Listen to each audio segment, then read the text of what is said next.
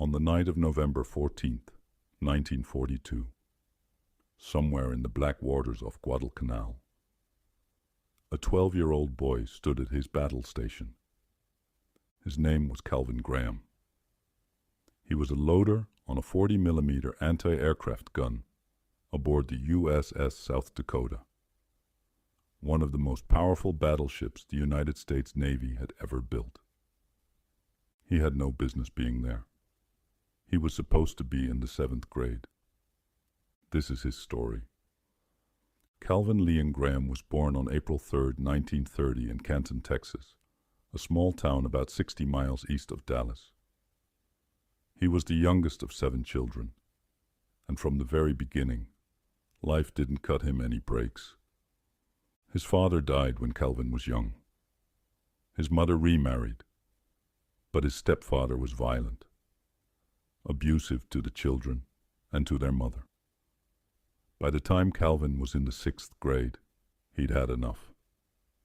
He and an older brother moved out of the house and into a cheap rooming room, where Calvin supported himself selling newspapers and delivering telegrams after school. And it was those newspapers that changed everything. Every day, Calvin read about the war, about Pearl Harbor, about the battles raging across the Pacific. And then he got word that some of his own cousins had been killed in combat. He made a decision. He was going to fight. There was just one problem. Calvin Graham was 11 years old. In 1942, you could enlist at 16 with a parent's consent. The military preferred 17. Calvin was 6 years too young, so he came up with a plan. He started shaving every day, hoping it would make him look older. He got his hands on an older brother's clothes and a fedora. He practiced talking in a deeper voice. And when the time came, he forged his mother's signature on the consent form and stole a notary stamp from a local hotel to make it look official. On August 15th, 1942, Calvin Graham walked into a Navy recruiting office in Houston. He was 5'2", 125 pounds, 12 years, 4 months, and 12 days old. The thing that scared him the most wasn't the recruiting officer.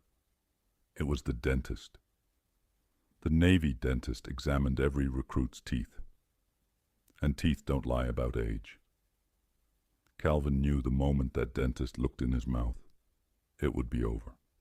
But Calvin had lined up behind a couple of buddies who were 14 and 15.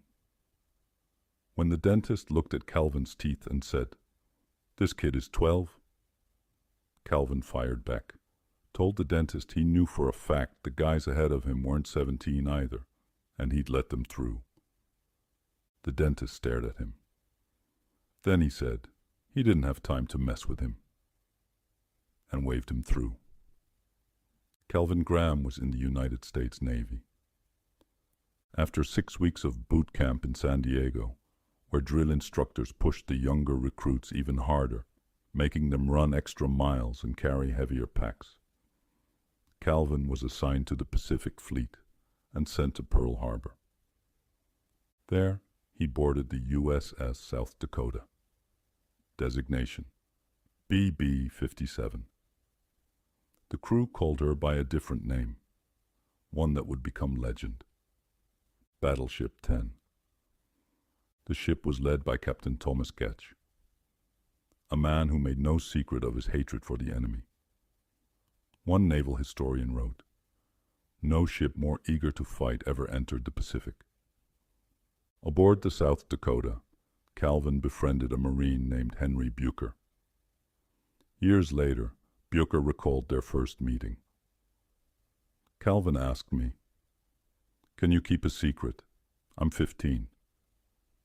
I didn't find out he was only 12 until 35 years later. On November 6, 1942, Calvin Graham quietly turned 13. There was no party, no cake, just the endless Pacific, and the knowledge that the enemy was close. 8 days later, everything changed. On the night of November 14th, the South Dakota and her task force sailed into what would become the Second Naval Battle of Guadalcanal. The Japanese had been shelling an American airfield, and Task Force 64 was sent to stop them. They ran straight into 8 Japanese destroyers. The South Dakota opened up with her 16-inch guns and set fire to 3 of them. Captain Gatch later said, "They never knew what sank 'em." But then a Japanese ship turned its searchlight on the South Dakota, and the entire enemy force zeroed in. The ship took 42 hits that night. 40 men were killed. 180 were wounded. The power went out. Fires burned across the superstructure. Calvin was at his post, loading rounds into a 40-millimeter gun, when shrapnel ripped through his jaw and mouth. Another blast knocked him off his feet. He fell 3 stories through the ship's superstructure. He was 12 years old. He had shrapnel in his face, and his front teeth were gone. He'd just fallen 3 stories through a burning warship. And he got back up. For the rest of the night, Calvin Graham didn't treat his own wounds. Instead, he moved through the wreckage, pulling wounded men to safety, making tourniquets out of belts taken from the dead, handing out cigarettes, and telling the injured they were going to make it. Years later, he described that night in 6 words that still hit like a freight train. It was a long night. It aged me. Somehow, the South Dakota survived. She disappeared into the smoke and limped away. The Japanese were so convinced they'd sunk her that the Navy decided to play along, stripping the ship of all identifying markings. No name, no number.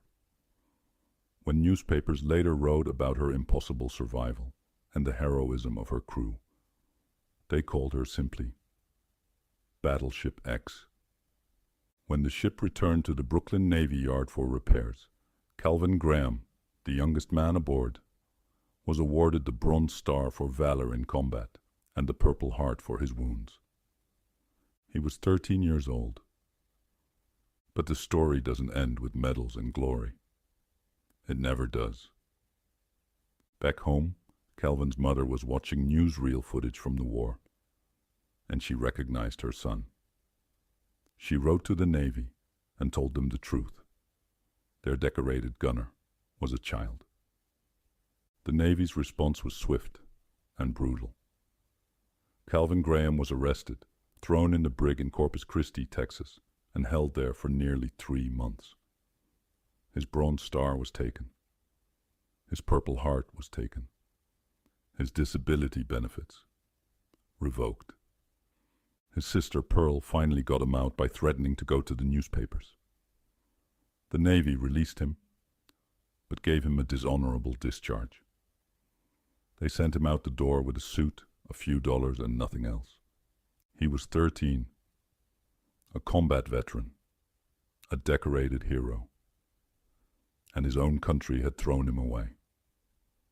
What followed was a life shaped by war.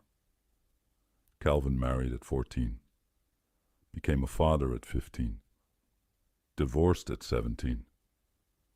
With no service record and about to be drafted, he enlisted in the Marines and broke his back in a fall, ending his military career for good. It took 35 years for the government to make it right.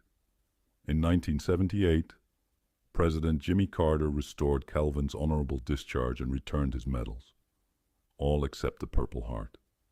10 years later, President Ronald Reagan signed legislation restoring his disability benefits. A TV movie, Too Young the Hero, starring Rick Schroeder, finally told his story to the nation. Calvin Graham died on November 6, 1992, his birthday. He was 62 years old. 2 years later, in 1994, the military quietly returned the last medal it had taken from him. his Purple Heart. Calvin wasn't alive to receive it.